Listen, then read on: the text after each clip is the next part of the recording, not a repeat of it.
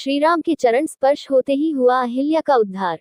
भगवान श्रीराम के जनकपुरी में पहुंचते ही श्रद्धालुओं ने लगाए जयकारे। जासम, भदोही, मर्यादपीठी स्थित मैदान में चल रही श्रीराम लीला में बुधवार को अयोध्या के कलाकारों ने अहिल्या उद्धार, गंगा दर्शन, जनकपुरी आगमन, नगर दर्शन व गौरी पूजन का मंचन किया।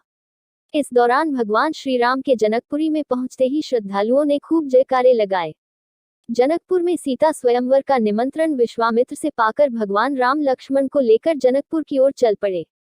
चलते चलते रास्ते में एक पत्थर श्रीराम के चरणों से टकरा गया, जो देखते ही देखते एक सुंदर स्त्री के रूप में परिवर्तित हो गया।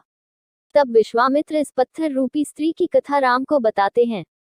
कहते हैं कि यह गौतम ऋषि की पत्नी अहिल्या है, जो अपनी पति के श्राप के कारण पत्थर बन गई थी। एक दिन देवराज इंद्र की निगाह अहिल्या पर पड़ी। वह उसके साथ भोग करना चाहते थे। इंद्र ने चंद्रमा के साथ मिलकर गौतम ऋषि के साथ छल किया। इंद्र गौतम ऋषि का रूप धारण कर अहिल्या के साथ भोग करने पहुंच जाते हैं। उधर जब गौतम ऋषि गंगा स्नान के बाद बाहर निकलते हैं, तभी गंगा मां उनके साथ हो रहे छल को बताती हैं। ये सुनकर गौतम ऋषि वापस घर आते हैं, जहां इंद्र को अपनी पत्नी के साथ देखकर क्रोधित होकर कोढ़ी होने तथा अहिल्या को पत्थर के बनने का श्राप दे देते हैं। यही कारण है कि चंद्रमा को अपनी मृग छाया से मारकर उसमें दाग धब्बे पैदा कर देते हैं। अहिल्या के क्षमा मांगने पर गौतम ऋषि ने कहा कि भगवान के चरण स्पर्श से ही उद्धार होगा।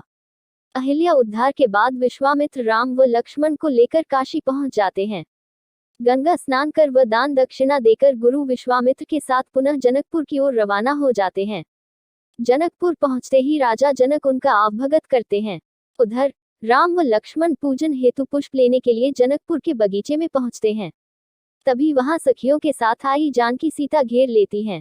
एक सखी सीता को राम व लक्ष्मण का पूरा परिचय बताती हैं। उसके बाद सीता मां गौरी की पूजा कर लौट जाती हैं।